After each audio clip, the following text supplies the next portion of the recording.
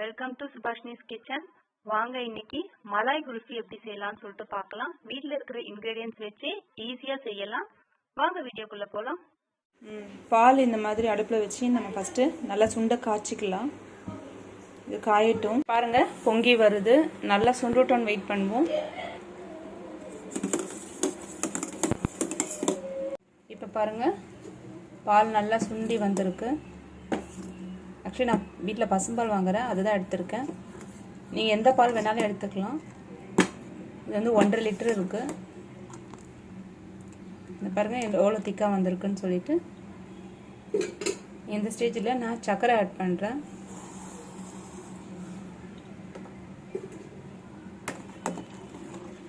ஒரு cup sugar add பண்ணி நல்லா கலக்கிட்டு இருக்கேன். இது நல்லா சுண்டட்டும். இன்னும் சர்க்கரை ஆட் பண்ணியிருக்கேன். இங்கே பாருங்கள், இப்போ இந்த ஸ்டேஜில் நம்ம கொஞ்சோண்டு ஏலக்காய் பொடி போட்டுக்கலாம். பாருங்கள், கொஞ்சோண்டு ஏலக்காய் தூள். மலாய் குல்ஃபிக்கு ஏலக்காய் மட்டும்தான் போடுவாங்க. ஏலக்காய் சர்க்கரை மட்டும் போட்டால் போதும். உங்களுக்கு தேவைன்னா வந்து வினிகர் எசன்ஸ் இல்லை வேறு எதுனா எசன்ஸ் வந்து நீங்கள் ஆட் பண்ணிக்கலாம். பாருங்கள், இப்படி பண்ணிவிட்டு இப்போ வந்து நம்ம கண்டென்ஸ்டு மில்க் எடுத்து வச்சுருக்கேன். சும்மா கொஞ்சம் ஊற்றிக்கிட்டால் போதும். ஒரு சின்ன கப்பில், சின்ன டம்ளரில் கூட ஒரு பாதி டம்ளர் ஊற்றினா கூட போதும் கண்டென்ஸ்டு மில்க்கு. இப்போ வந்து இதை ஒரு 5 மினிட்ஸ் விட்டுட்டு நிறுத்திடுவோம். நிறுத்திட்டு ஆற விடுவோம். இன்னும் 5 மினிட்ஸ் கழித்து பார்க்கலாம். கண்டென்ஸ்டு மில்க் வந்து ஆப்ஷனல் தான். வேணா யூஸ் பண்ணிக்கலாம், இல்லை பால் இன்னும் கொஞ்சம் சுண்ட பண்ணிக்கலாம். இப்போ பார்த்தீங்கன்னா நல்லா சுண்டி வந்துருச்சு. இப்போ இந்த ஸ்டேஜில் ஸ்டவ் ஆஃப் பண்ணிடுவோம். ஆஃப் பண்ணிவிட்டு நான் நட்ஸ் எல்லாம் எடுத்து வச்சுருக்கேன், இதை ஆட் பண்ணிடுறோம். ஆட் பண்ணிவிட்டு கலக்கிக்கலாம். கலக்கிட்டு இதை ஆறட்டும்னு வெயிட் பண்ணுவோம். ஆறின பிறகு டம்ளர்லேயோ இல்லை மோல்டுலேயோ வந்து ஊற்றி வச்சுருவோம். இப்போ பாருங்கள், நல்லா ஆறிடுச்சு. இப்போ இதை நம்ம சின்ன சின்ன டம்ளரில் ஊற்றிக்கலாம். இல்லை இதுக்குன்னு மோல்டு விற்குது, அதில் கூட நீங்கள் ஊற்றிக்கலாம்.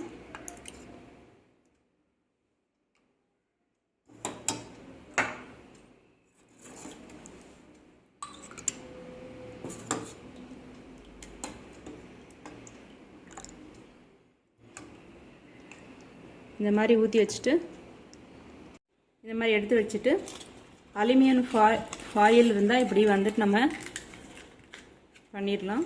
பண்ணிவிட்டு இப்படி சப்போஸ் இது வந்து நான் எடுத்து வச்ச அலுமினியம் ஃபாயில் குட்டீஸ்க்கு எல்லாம் வீட்டில் வந்திருக்காங்க, அதை கிழிச்சிட்டாங்க. ஸோ இந்த மாதிரியும் அலுமினியம் ஃபாயில் வச்சும் பண்ணலாம். இல்லைன்னா இந்த மாதிரி கவர் போட்டு இப்படி ரப்பர் பேண்ட் போட்டுக்கலாம்.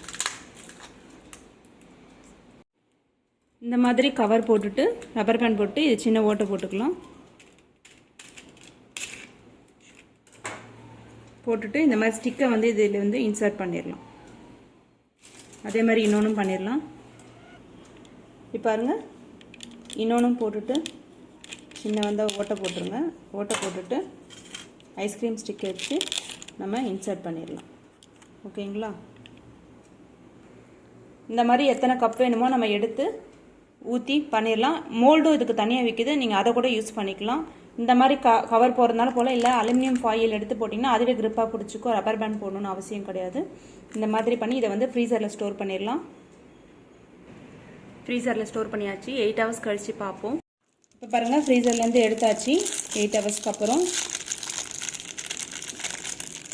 இப்படி ஓப்பன் பண்ணலாம். எதுக்கு வந்து இந்த மாதிரி கவர் பண்ணி வைக்கணும் நம்ம பேப்பர் போட்டு அப்படின்னா, அப்போ தான் வந்து கிறிஸ்டல் மாதிரி ஃபார்ம் ஆகாது ஐஸ்கிரீமு.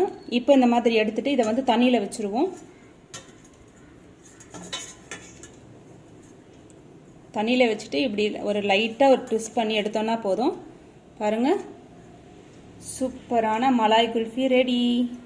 இப்போது ஊர்லேருந்து வந்திருக்காங்க கிட்ஸ் எல்லாம் வந்துட்டு, சிஸ்டர்ஸ் கிட்ஸ் எல்லாம், அவங்களுக்கு கொடுக்கலாமா?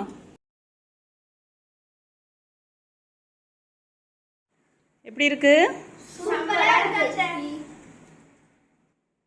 பார்த்தீங்களா குட்டீஸுங்க எவ்வளோ ரசித்து சாப்பிட்றாங்க. நீங்களும் மலாய் குல்ஃபி செஞ்சுட்டு எப்படி இருந்ததுன்னு எங்களுக்கு கமெண்ட் பண்ணுங்கள். வீட்டில் பெரியவங்க சின்னவங்க எல்லாம் சாப்பிட்டு என்ஜாய் பண்ணுங்கள் இந்த வெயிலுக்கு.